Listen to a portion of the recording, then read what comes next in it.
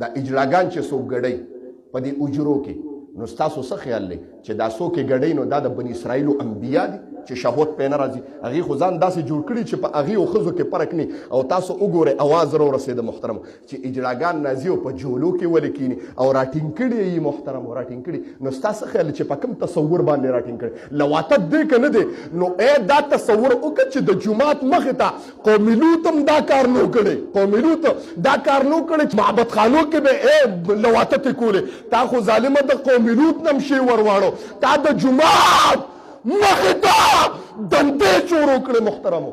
ایمان لاړ غرق شه محترم بیا بعضې دوسان قوم رایې کنجران راپاسېد د پلیتې نطفې نه قوم راپاسېد څه وایي وایي یاره جي دا خو اجره وه محترمو د پښتنو په اجرو کې ډمې او پلیتې او لیواتتې کېږي محترمو د پښتنو اجرو خو داسې معززې وي لکه څنګه چې جومات محترم دی داسې محترم زمونږ خو دا عقیده ده که ته